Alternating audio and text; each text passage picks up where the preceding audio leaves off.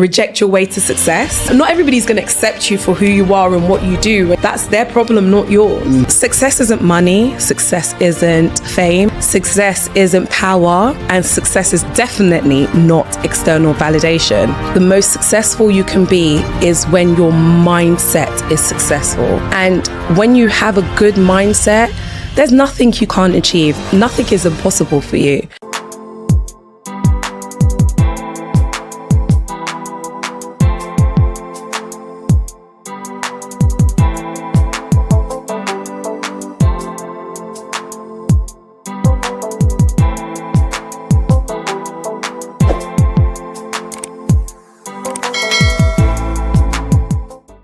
Hello and welcome to another episode of the Need to Succeed podcast, where we have incredible conversations with phenomenal entrepreneurs just to understand what is their need to succeed.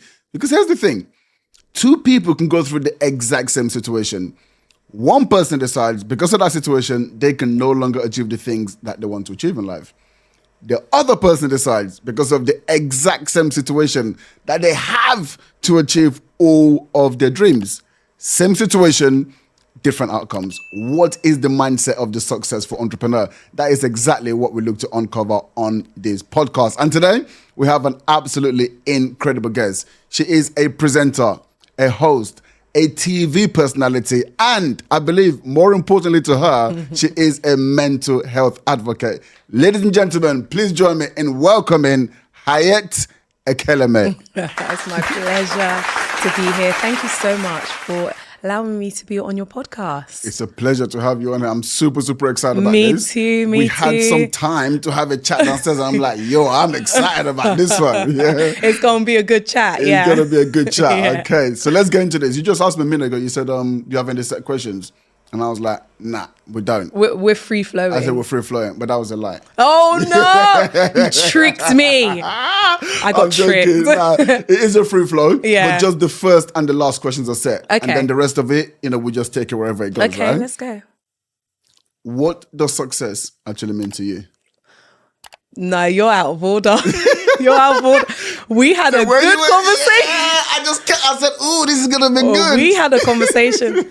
I've got tricked. Anyway, that's a bit of a loaded question, but yeah, I feel like that question can be unpacked in so many ways. Like we can unpick it. Like, okay, unpack it, man. We've got time. We've got time. Here. Okay, let's go. So I would actually start off by saying what success is not, what I personally would deem success as not to be. So for me, success isn't money. Success isn't fame. Success isn't power. And success is definitely not external validation. Why do I say that? Well, when we look at money, for example, money should be seen as a tool. If I have a hammer, what am I going to use it for? As a tool to get what I need nailed, right? So money should be seen as a tool to get us where we need to get, but not as a matter of, now that I've made money, I'm a success. You only have to speak to all the big entrepreneurs of this world, Elon Musk, Jeff Bezos. They've made millions, and I'm sure that was their initial goals, but why haven't they stopped? And you also have to look at the other side of things, like where you see people have millions of pounds and yet still very depressed. We take care of people why I'm a mental health advocate is because we take care of people with mental health. And, sometimes we come across their accounts and they've got millions of pounds and yet so very unhappy. So I would say money isn't being successful. I'd say fame isn't success because look at fame, people want fame and we're living in a time where everybody's an influencer. Everybody wants to be somebody, become something. And that's all great. But I just find it so, I don't know what the words are for it, but I feel like it's a dust of flame. What are you going to achieve from becoming famous? And a lot of famous people, so to speak, a lot of people who are striving to be famous, a lot of them are not even making that much money. And on top of that, my main thing, they're not even happy. Like, let's look at Selena Gomez, for example, right? Money, fame. And yet Selena Gomez is somebody who people aspire to be. She's got lots of money. but she put out a documentary, My Mind and Me. And in that documentary, she is, she's talking about how she's been diagnosed with bipolar disorder, and she's also on medication, and she suffers from depression and anxiety. So if that is all it makes it out to be, then does she feel successful like that? Do you know what I mean? Not to knock her, because I know how it is to go through things, but is that all money and fame puts out to be? Is that success? And then you look at power and how corrupt that can be, and how people, I don't know, use it in such destructive ways. And really, what does it end in? Nazis, really, doesn't it? Without saying too much on that. And then finally, you look at getting external validation as a means of success. But really, I know that when you seek external validation, it will only serve you for a certain amount of time. But then the next thing you want to do is put out a new post so people validate that as well. And a new post, and you never get to the right fulfillment of who you are. So if we're looking at what success is not, I would say it's all of those things. Yeah, but that's just me. Okay. And listen, that's and well, I like the breakdown of that, and I know you've got a unique perspective because you've dealt with all of these personalities and all these people who've got all of these monies, and like I said, now your business, family business, is naturally helping some of these people, get over some of the mental issues that they've got. So I understand where you're coming from. Yeah. But I'm going to ask the question again. Here we go. Knock me with the question. So, what does success mean to you? I would say that success is success is not a destination but a journey. It's not a race but a marathon. And I would think that the most successful you can be is when your mindset is successful. And when you have a good mindset, there's nothing you can't achieve. There's nothing is impossible for you. And I'm such a person who bases everything, like, I'll give you an example. So in scripture, in the Bible, it says like, I hope that you will prosper even as your mind prospers.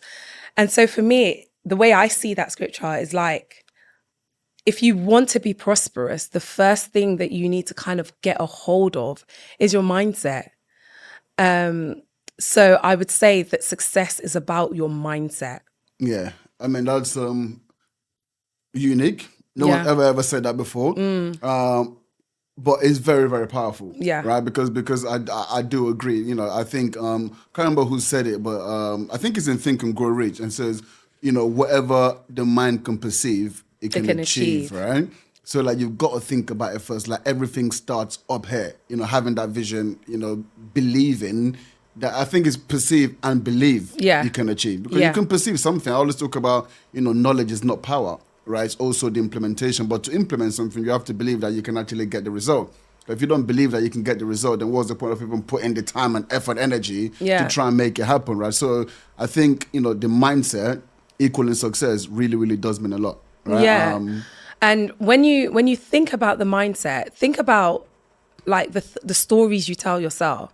So I come from a background where things haven't always been easy. Now I wouldn't say, a millionaire, but we're very comfortable, and when I think about when you have money compared to where you don't, definitely is much more when you do have money, because you can do so much and you can help other people, services, everything.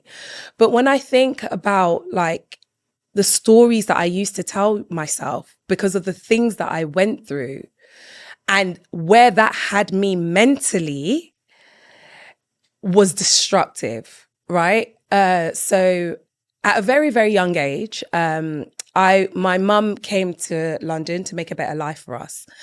And while that was great, as a child, you don't think, oh, yay, my mum's left me, this is great. But I recall thinking, oh, that's not fair, my mum's left me, and at the time she went on my sister because my sister was much older and could understand things a little bit more. But what that said to me was maybe I wasn't good enough to be taken. And this is my child mentality. As an adult, you start to understand things a little bit better. But as a child, I didn't have these thoughts. And so already that marked me as a child, And I used to think, oh my goodness, like maybe I'm not enough. And, I went to school. When I started schooling, I couldn't speak when that was after the civil war in Sierra Leone. That caused a lot of trauma in my life as well. So I had to go through the civil war, which they kind of were able to escape. And because of that caused a lot of trauma, mental traumas. I saw things that 6-year-olds shouldn't see. Dead bodies on the floor. I don't know if you know much about the Sierra Leonean civil war. Yeah. But yeah, we saw dead bodies on the floor. Like the rebels were cutting people's stomachs open, pulling out children. I mean, even when we were running for our lives, my auntie at the time was saying, "You guys close your eyes." But as a child, you're so inquisitive, and so we were exposed to seeing things like dead bodies on the floor, I don't know if this is a bit too much and gory, but like people had been beheaded and their heads had been put on poles, and it's just like that, the impact of that left so many damages and scarring on my own mental health and mental well-being. For years, I couldn't sleep well. Sleep deprivation, not good for your mental health. I would have all these traumatic dreams. And so that was the beginning of, my life or around when I was 6 years old. And then when I went to schooling, I now experience a lot of bullying because I couldn't speak the language. The children would make fun of the way I pronounce things. And then I remember one day I was in the queue to get some lunch, and the children came up and they were teasing me about something. Don't even know what, because I couldn't really understand the language. But I remember hearing somebody else say the word and I thought I could say it. So I was just like, stop harassing me. Yeah, instead of harassing me. And they just burst out, what's harassing? And those kind of things, it's great because I can laugh about it now. But as a 6-year-old, that left an impact on me that, oh, maybe I can't speak English properly, or maybe I shouldn't, And so I went through a lot of self-rejection, or because I've been rejected by others, I just felt I wasn't good enough. I wouldn't even put myself in situations because I felt like, what if they reject me, So then the stories I used to tell myself was, you're not good enough. You can't achieve it. And because I struggled with schooling at the time, you're going to fail. So I had this rhetoric that I was telling myself, failure's mentality. And so this is why I say the mindset is so important, and you are what you think about all the time. And at that time in my life, I just continued to see failure over and over again. In everything I put my hand to, I saw it fail. So I did my GCSEs, failed at that. Did my A-levels, didn't get all the grades I needed. So then, therefore, I wasn't able to get into the uni that I wanted. And, it just a repetition until, somebody say until. It wasn't until I started going through therapy sessions and counseling through my church that a better way to say it that we say is a journey through, like a healing journey, that I started understanding the root of what I really, really went through was traumatic. And I hadn't ever stopped to spend time going through those things, So then I started learning about the power of the mind and changing how you think. I keep referring to the Bible, but this is how my mindset was changed. It was, the Bible says, be transformed by the renewing of your mind. And so if you continue to tell yourself one rhetoric, that's what you're going to see on the external. But when you change that rhetoric, you start to see things change around you. So I started telling myself, I am good enough. I am worthy. I am great. Whatever I put my hands to prospers. And guess what? That's exactly what I see in my life now. People look at my life now and just like, wow, look at how much she's achieved. She's been on television. She's done this. She's interviewed this. She's met so many celebrities. I did a photo shoot for Burna Boy, and people glamorize all the things that I've done. And, when you're a successful person, so to speak, or what other people see as success, sometimes you don't always see it like that. because once you arrive to that, you're always looking for the next thing, you know. But what other people consider as success, I guess, and I would consider it as well, because these are the things that I set out to. But now I can confidently say whatever I put my hand to, I can achieve it. Like literally, it turns to gold. Whatever I do turns to gold. And that wasn't always the case for me. So I had to change my mindset to become the person I needed to be. And that's why I'm so crazy about mental health. Amazing. Okay, cool. So because there's something you just said there which is a little bit complex. So for someone who's, sitting there, they might think actually you might be a little bit crazy. Who? All right. I'll tell you. Go. I'm like, yo, like, in what way? Like, this sounds a little bit, you know what I'm saying? It's intense. Yeah, definitely intense. If you don't understand like the laws of success. But, you said there that so far the evidence in your life had shown you that actually you're not good at anything. You're not going to achieve. Up until a certain point. That's what your evidence has shown you. Yeah. But then you not tell yourself that anything you touch is going to turn to gold. But it's like, well, hang on, everything that you've touched so far hasn't. It's not worked out. So how do you flip that mindset, and how do you comprehend that to yourself? Because you had to do that for a little while before you actually started to see the results, right? It was almost like it wasn't overnight. It wasn't an overnight success thing. Absolutely. No. So how do you battle that demon? As I was saying earlier, it's about transforming how you think by telling yourself a new rhetoric.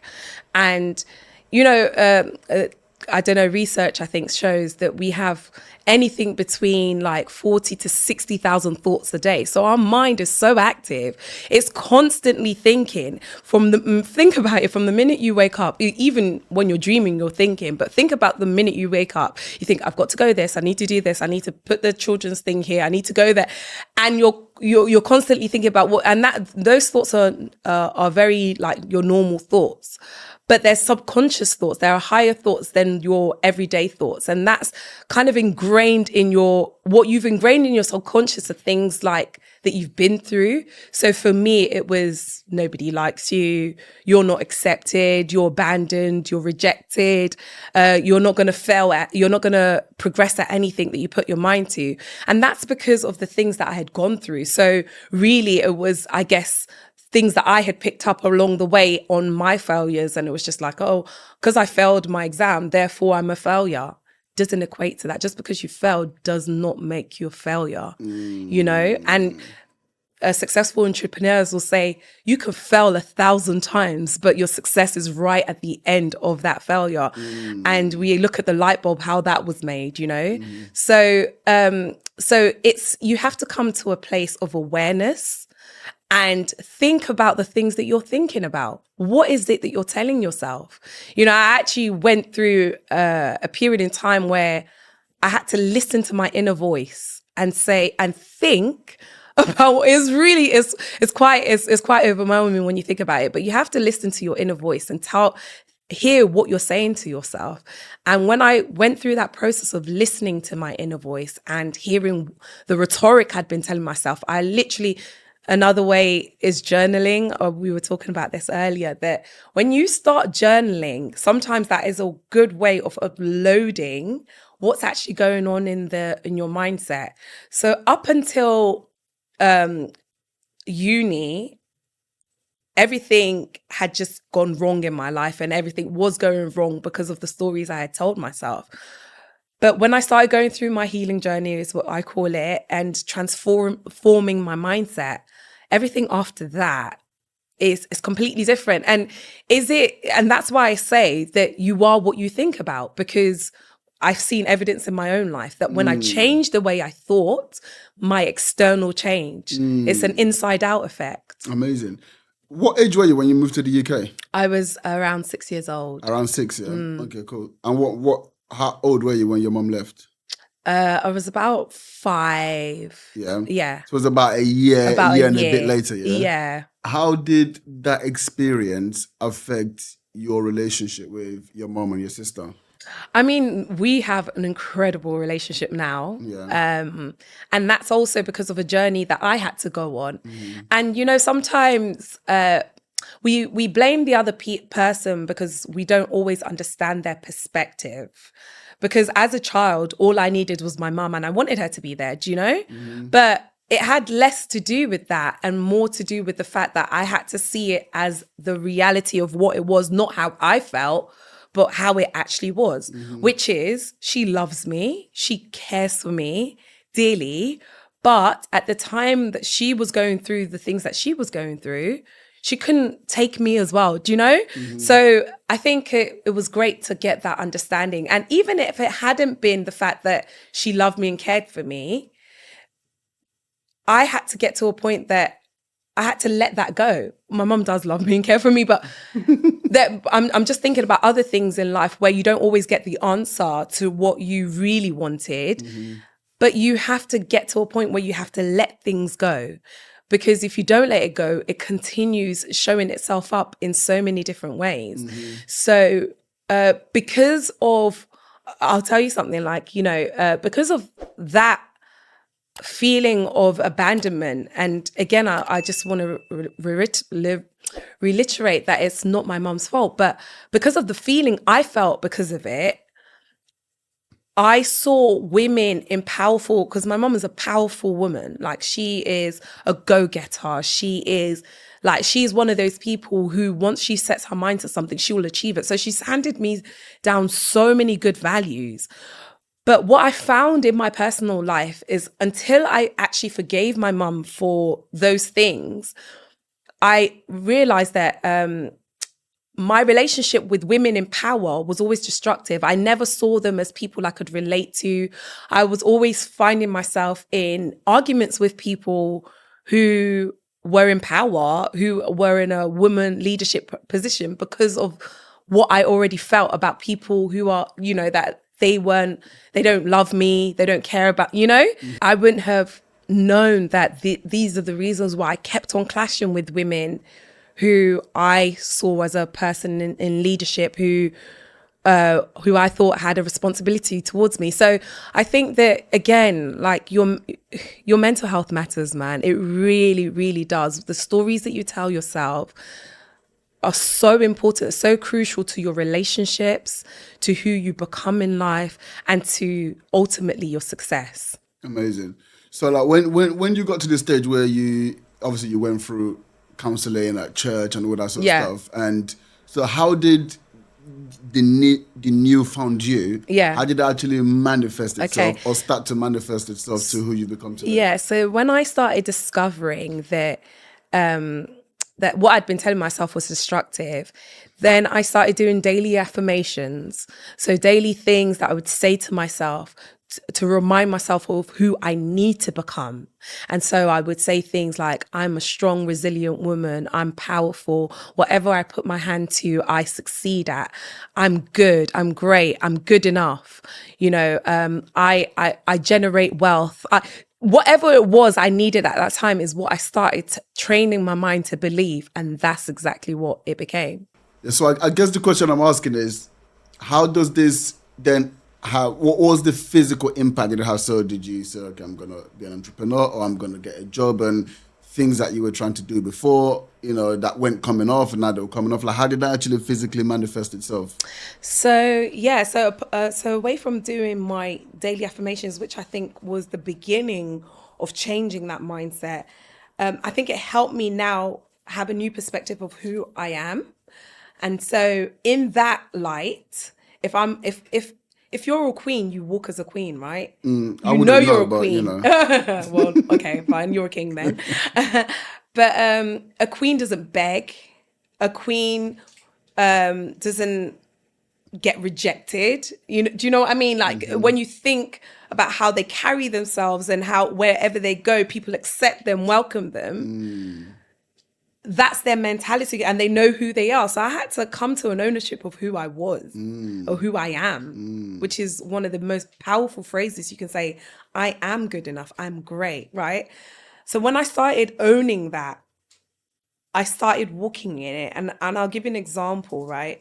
Whereas before, if I would have been intimidated to apply for a certain job because I felt like maybe my grades weren't enough, but I would force myself. I would encourage myself. I would say those affirmation words again to remind myself of what it is that I want it to be. And so I'll apply for it. I'll step out my comfort zone. And sometimes you have to, it's like sometimes I say, like, reject your way to success. Rejection ain't a problem. The mindset is. Do you know what I mean? And so, not everybody's going to accept you for who you are and what you do. And, that's fine. That's their problem, not yours. And so I had to start seeing, like, especially when uni was over and where you're constantly applying for jobs and nobody's coming back to you. And you start taking that personally.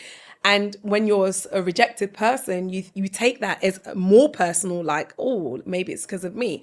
But they don't know who you are. They're just going by what you've written.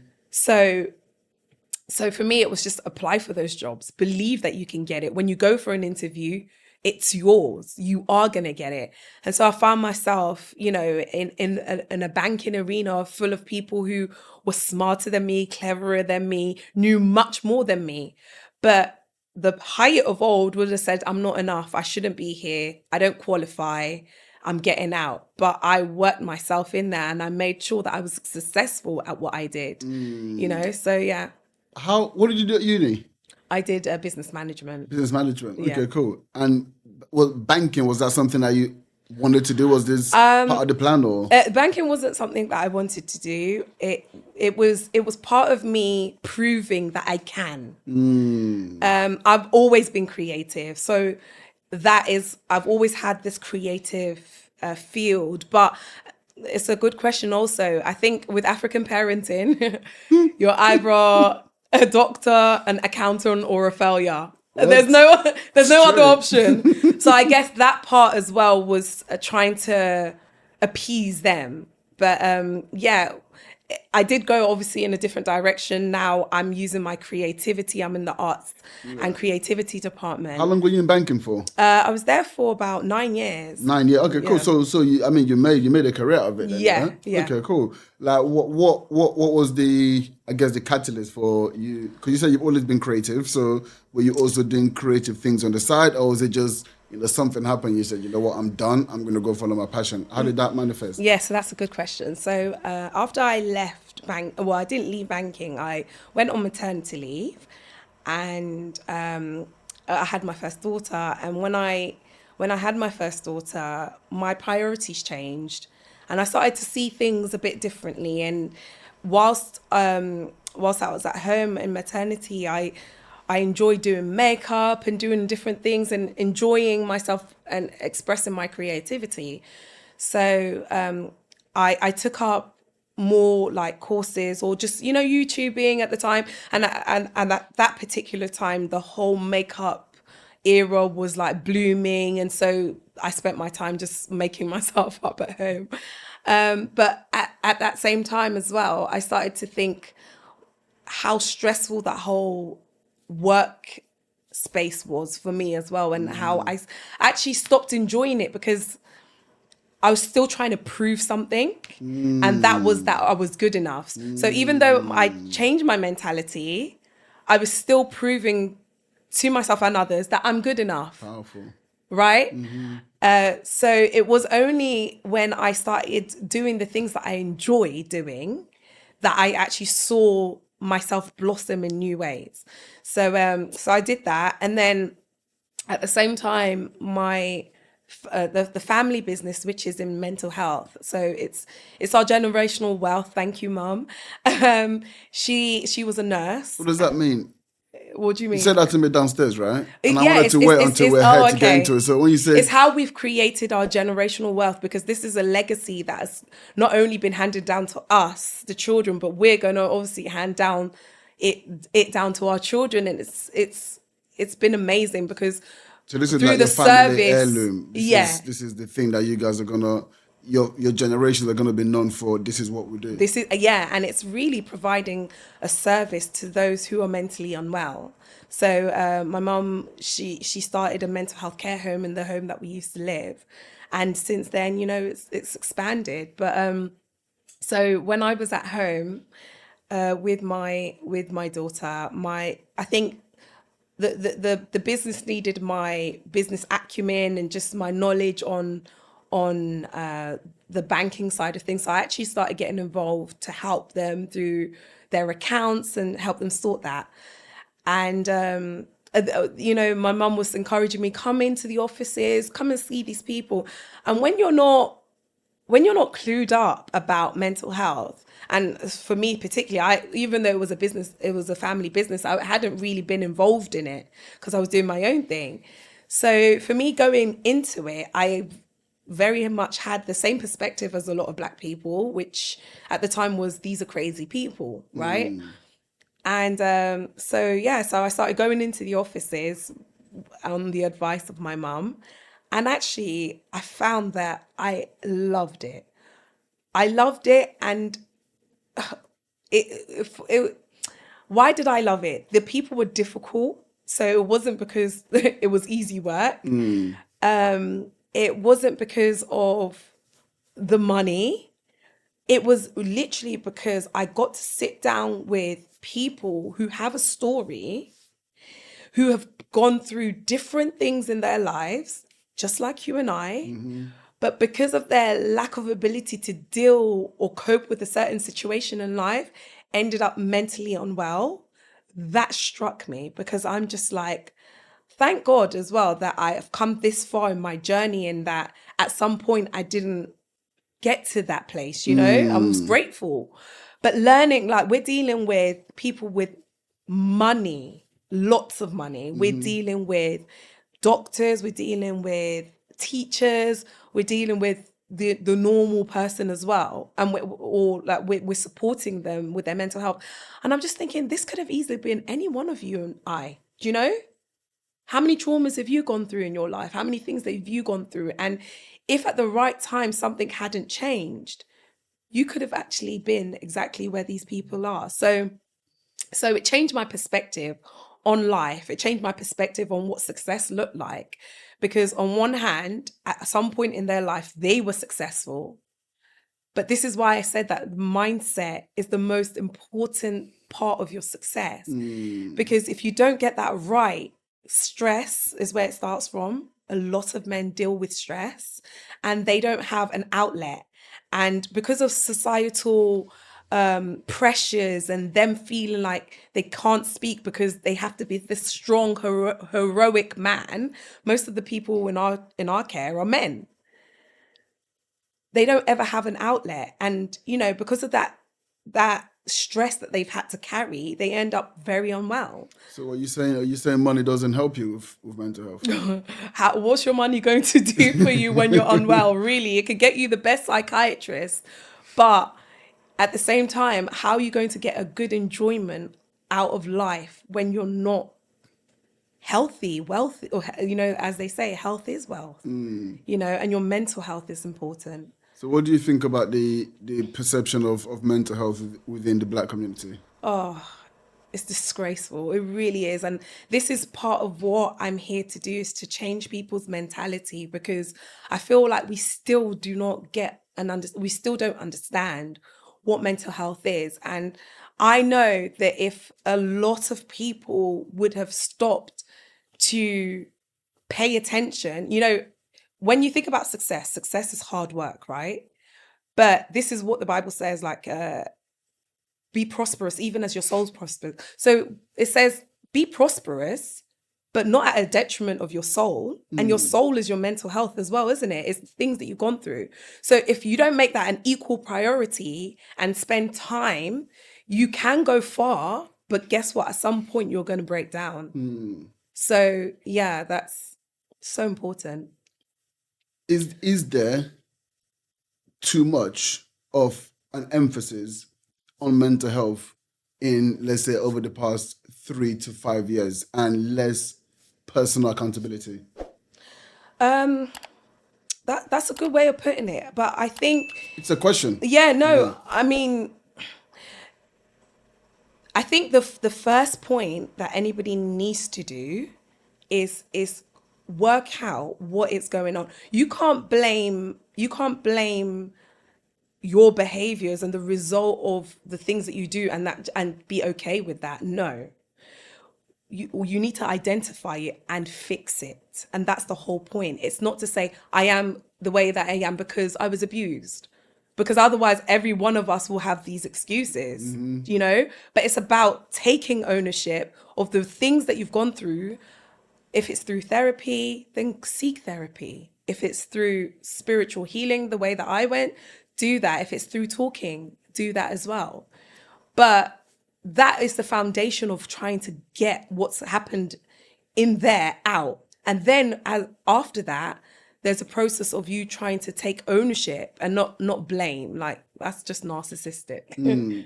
It's difficult. Like, what's the rule? Because again, we're talking about this downstairs to think about, therapy. Because I remember one time I was on, it's actually my friend's company, it was a security company. So when I first came to London, I was kind of working with him just before figuring out what I was going to do. And I remember saying to him back then, this was like years ago now, I was like, bro, I don't know. Like, I feel like I need to speak to someone because I know I've got some things from like just childhood, all of that stuff. I feel like it's affecting me in certain ways. Do you know what I'm saying? Like temper, all of this type of things. Like, is there like? And he was like, yeah, because he's actually, he is like clinically. What's the word? Like he's been say again? Is it clinically depressed? No, not clinically depressed, but like clinically has mental health issues. Like he's actually been what is it, sectioned? Diagnosed. Like he's been inside and all that kind of stuff, right? But he was like, bro, he's Nigerian as well, right? It doesn't happen to black people. Yeah. Well, he was like, bro, like listen, like you gotta be careful because sometimes these people will make you think there's something there that isn't actually there, right? What's your view on that? They don't make you believe that anything. Like, you go there saying I'm come out moving mad. Like. But here's the thing, right? A lot of people find different ways of coping with what the turmoil that's going inside. Whether it's through the use of drugs, sex, alcohol, or they try and fill it with all these things that still make them feel empty, but yet they're trying to get rid of how they feel. And so a lot of black people are diagnosed with mental health because, well, I shouldn't say a lot because I don't know the statistics, but drugs is a leading factor. Like weed, for example, and other things are known to trigger psychosis.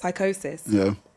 And so, you find yourself trying to medicine the very thing that you're trying, it's hurting you. And then when they section you, you're like, oh no, it's a lie. And it's not true. But then what do you do when you come out of the sectioning? Is it back to drugs or do you feel well? So no, I feel like, to become unwell like that and end up becoming sectioned and diagnosed with psychosis is as a result of the thing that you've been putting off all this time.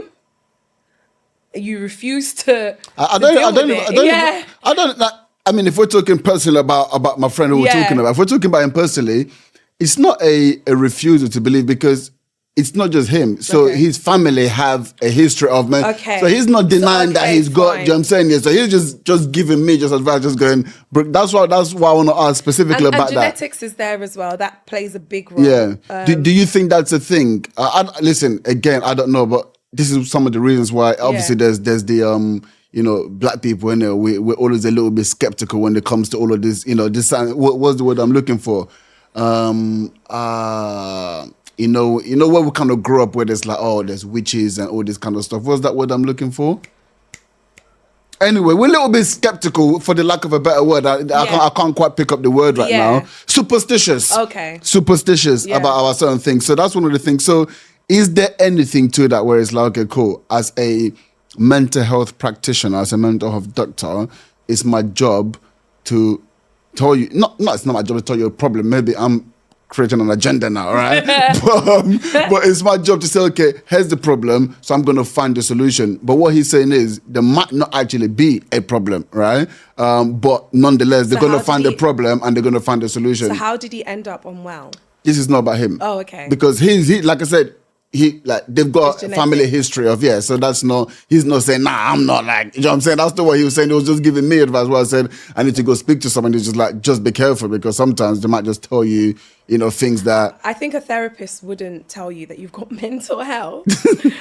but again, it's how you view mental health, because mental health isn't just it's not just the big words like psychosis and things like that. Mental health is your mental well-being. It's how you feel. And one thing can lead to another until it gets to the big thing. And sometimes it's genetics. And sometimes it's actually learned behaviors. So if you had a parent who under stress would behave in a chaotic manner and maybe had mental health, you pick up on how they behaved and you maybe behave like that. So sometimes it might be learned or picked up behaviors, but genetics does play a big role in that. What was I saying just before this? So depression, stress is where it begins. Stresses of work, stresses of everyday life, not being able to cope with how much you have to do, feeling like you need to do more than you're doing, and it becomes an overwhelming feeling. You wake up and you feel, oh my gosh, I don't even want to go to work. And that's the next stage of that. This is mental health, is depression. You start feeling heavy, feeling like you don't even want to get up. You feel like overwhelmed with life. You feel like you don't even want to do life anymore. Depression. And then it takes a gradual step into the deeper mental health. So when you say mental health, it's not just the they've got bipolar disorder. You don't just get bipolar disorder. It started from somewhere, and because of a lack of dealing with stress led to depression, continues on.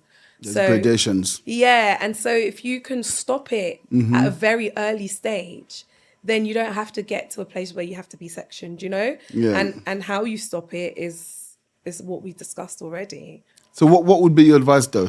So obviously what you're saying is how you stop it is by speaking to someone who's an expert professional, all of these type of things, shared right? is a problem halved. 100%. But how do you, because again, in our community, the first thing is not, let me go see a therapist or whatever, right? So if you're giving advice, knowing that, this is something within the community that we struggle with, what's the first signs? What are the things that I'm looking for?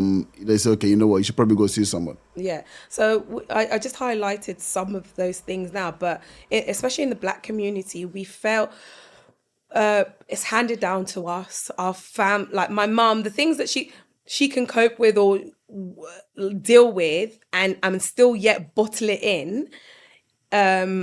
It sometimes is unhealthy. Do you know what I mean?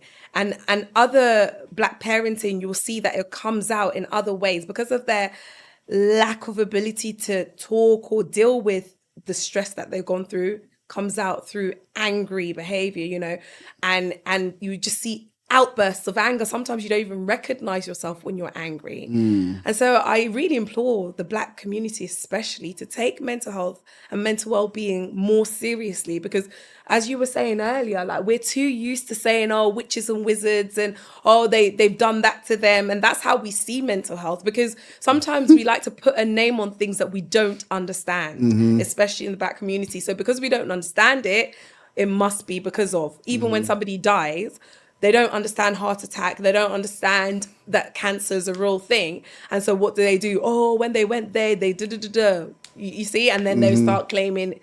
So when you start, knowledge is power. When you start understanding what it is, then you name it what it should be rather than what you want to name it, And I think that we need to educate the Black community, especially with understanding that actually just because you're stressed or because you become depressed, it doesn't make you, I don't know, whatever word that they want to use, crazy.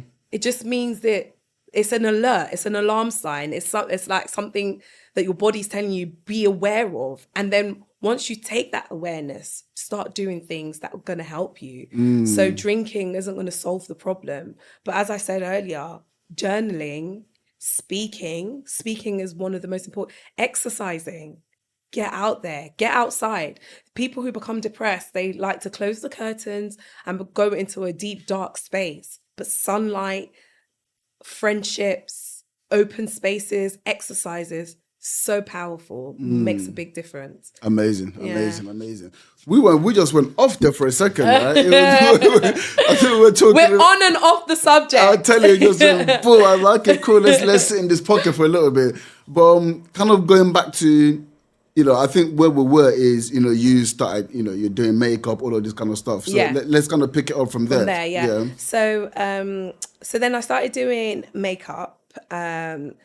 Did untold editorial makeup, magazine work, models. How does that work though? Hang on. You can't just go from doing makeup in your bedroom to doing editorials. You can nowadays, with what is impossible with social media. People see your work and they are drawn to you, and you make your connections. You go out to networking events, or you go out, people like your makeup, like, who did your makeup? So all of these things contributed to getting from one stage to another. But started doing makeup, and then would do makeup for friends, for family. They'll refer you. And then as that continued, started reaching out to new people that I didn't know, saying, oh, I see you've got this event, can I do your makeup? And then I reached out to a few well-known people who've seen my work. I'm like, yeah, definitely do mine. And that led to another thing. And, again, we were talking about this earlier, that your network is so important, because as you start growing that and putting yourself out in a position that you get to know new people, and you grow and you get to know new people, then they'll start referring you to their friends. So one thing led to another in that way. And I was on a shoot with Burna Boy for, I think, Star Beer, did all the models, for that photo shoot. So that's where makeup took me. But the one thing that happened whilst I was doing makeup, and I found that it was the same story every time, right? I'll be doing makeup for all these people that others will look at as successful and aspire to be or want to be, and they've got the fame and the money, etc. But yet they're under my what is it called? My tools. Brush. My brush. Mm-hmm. And I'm hearing a very different story. I'm hearing I'm not happy. I'm hearing them telling me, that they're depressed and this is what they've been through. And What's this brush you got going on? Are people just talking? It's my wand. It's my wand. Talk to me. It's my wand. My what is it? My superstitious wand. And I'm getting all these deep, dark stories, and I'm just like, well, why is nobody telling these stories? Why is the media not covering this really important subject about mental well-being? And we are constantly bombarded with images of perfection. And of course, makeup is artistry, but then we're putting up posts of the artistry, seeking for external validation, like as I was saying earlier. And I'm just like, we're seeking for external validation. We're showing the world one side of things. And yet everybody's showing this bigger, beautiful, more glamorous life. And yet nobody's happy. I'd go out to events and I'm ending up counseling people in the toilets. I'm getting them, or not even getting, I'm waving my magic brush around, and people just coming to me saying, oh yeah, this and that. And I'm just like, well, like one time I was at an event with my sister-in-law. We got into the toilets, just doing the normal thing. Like, hey, how are you? You look nice. Next thing, my sister-in-law's like, bye, I'm gone. I'm there hearing people, like somebody's weeping on me, crying. And I'm just like, your life looks so glamorous. You're going to go out. You're going to go back home. You're going to put out posts of how glamorous and the time is that you had at this event. And yet nobody knows you cried in the bathroom. Why? Why are we not selling these stories? Why are we... And I think the awareness is important, because then it shows people, like, I don't know how many times you've gone through things, but when you go through things, sometimes you feel like you're alone. You're in it alone. But knowing that other people are going through it and seeking guidance and help really does help. But the thing is, though, Like with these people you're talking about, these are wealthy, famous people already, Yeah. right?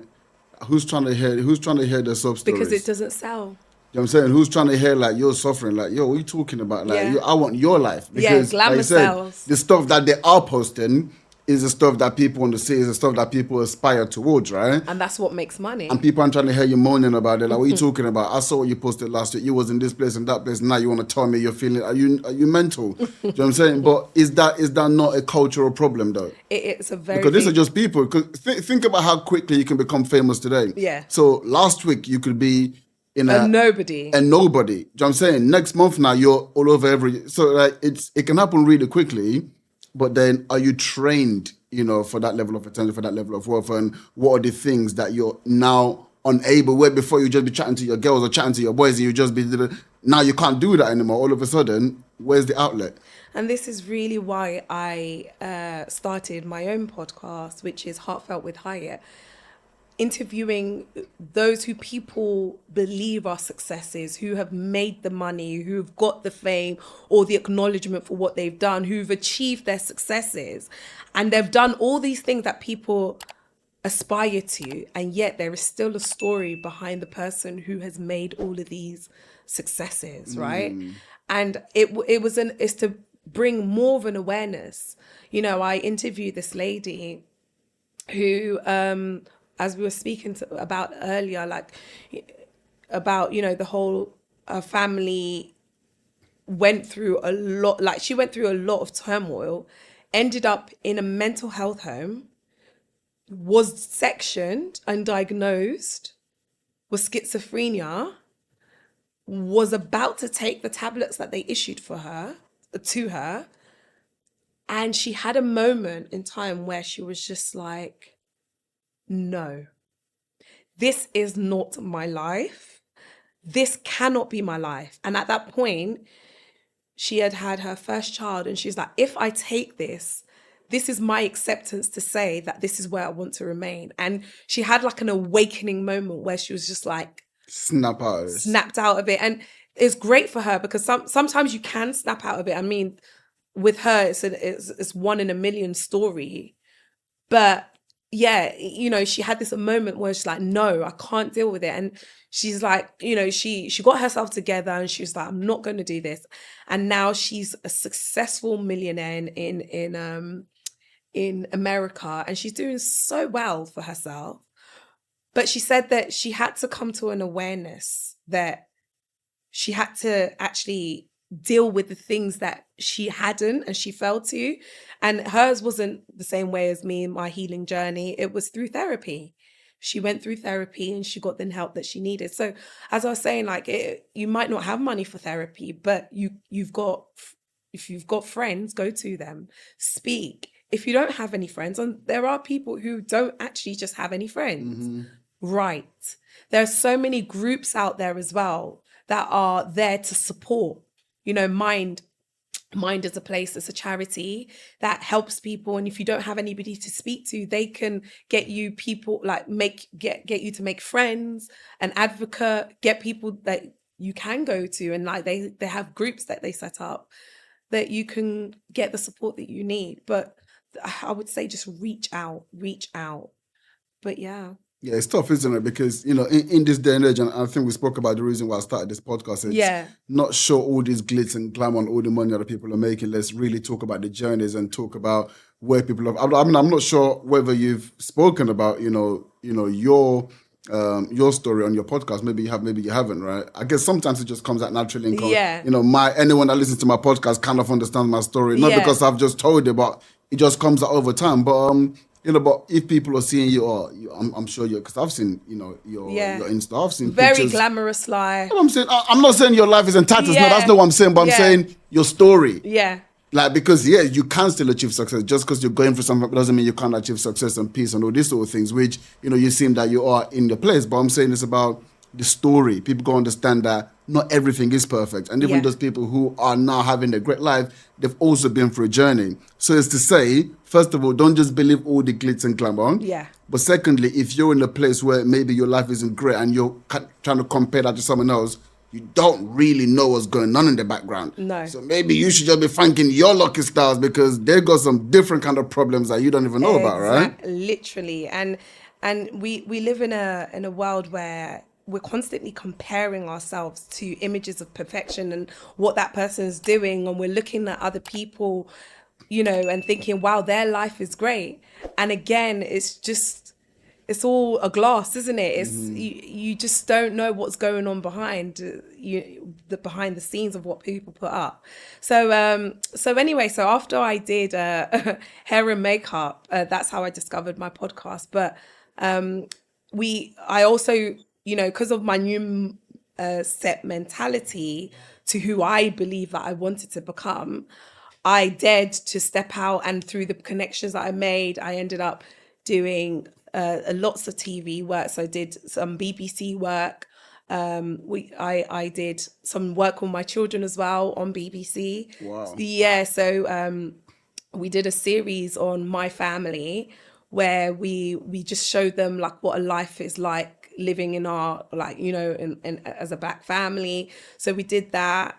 I've appeared on Channel 4 on a cooking show as well. So it was just doing so. So yeah. So when you and obviously I on my page you'll see that I've met untold celebrities. I've met Viola Davis. Yeah, I've met, and that's because I dared to put myself out and got rejected my way to success.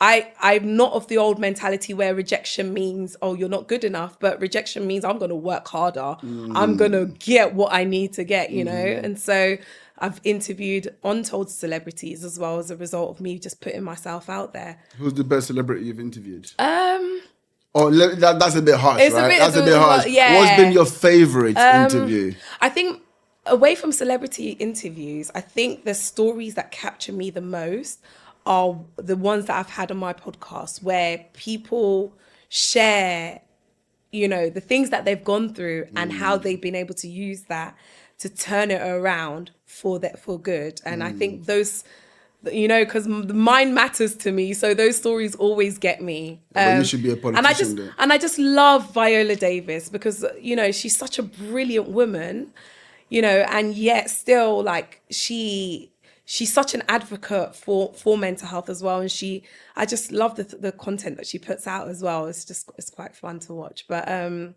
yeah, I've had a lot. One interview that I really enjoyed was with Kojo. The one that was Funds. Not Kojo Funds. No, okay. Sorry. Let me start again. The one that I enjoyed. What's his name? The one that was just on the dance show. Eddie Caddy. Okay. Sorry, yeah. Strictly. Strictly Come Dancing. Yeah. I really enjoyed my interview with him. He's so funny. But while I was interviewing him, I was just saying, like, you're a great man. You're such a success. How did you even get this? How did you even get there where you are now? And I got his dad on in the interview. And his dad was basically the person I loved more. And he was just telling me how, like, his dad was in the audience for one of his new big shows that he had. And he was like, oh, no, my dad probably doesn't think what I did was funny. Or like, he was just like, oh, no. And when he came back and he's interviewed his dad and said, like, just asked his dad, oh, Dad, why were you so serious? Like, I just saw you. And his dad was basically counting how many people were there and how much money that would have. Yeah, that made me laugh. That was so funny. I was like, yeah.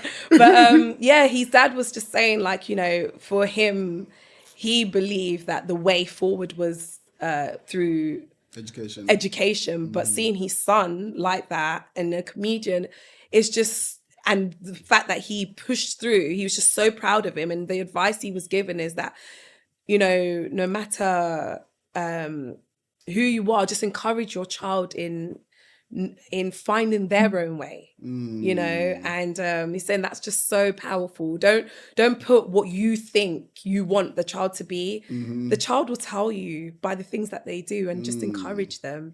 So yeah, that was nice. That was a good one for the young ones, Absolutely. I love that. Yeah. I love that. And it's something that I'm kind of living through, because I think as a parent, you don't ever really know. You're just I'm looking at my daughter and I'm like, oh yeah, she did. But you don't really know because one day she likes Peppa Pig, the next day she like, you know what I'm saying? One day she wants to dance, the next day is flipping. You know what I'm saying? Just like, listen. So I think just do your around thing. 4 years old, they will start showing you who they are.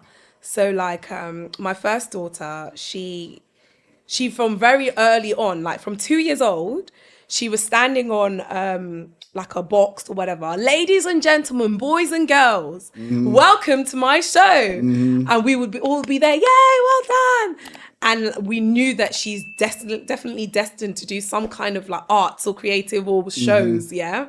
So we started taking her down that route, and she was on the red carpet at the BAFTA Awards. Amazing. She was interviewing all the celebrities. I was like, come on, girl, come on. So I'm a mom manager as well to add to my title. Awesome.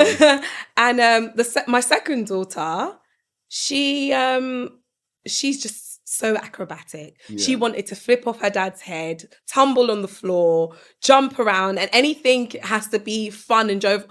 So everyone and then you hear other people like, why don't you get her into gymnastics? Why don't you? And you can hear other people kind of like giving you direction of what that child should be. So it does come out, and you just encourage them. Just go with it, don't you? Yeah. Amazing. Yeah. Honestly, this has been so fun. It's been so good. Very, very different. I really enjoyed it. Oh, good. Really enjoyed it. And I love the the mental health aspect of it as well, because I think definitely something within the community that's super important. So thank you for that, and keep doing what you're doing as well. Thank you so much. But in wrapping up, I said we've got a tradition, trick. the first and the last one. Yeah. But it's not tricky at all, Go on, because then. like you've smashed it. You've done really well. Thank you. From where you started from, you said the trials and tribulations you went through. Yeah. How that affected you in terms of things that you were trying to achieve. Just not knockbacks, but just I guess failures is how people would determine that. But you're able to think your way to grow rich. Think and grow rich. You see what I did there? Boom. And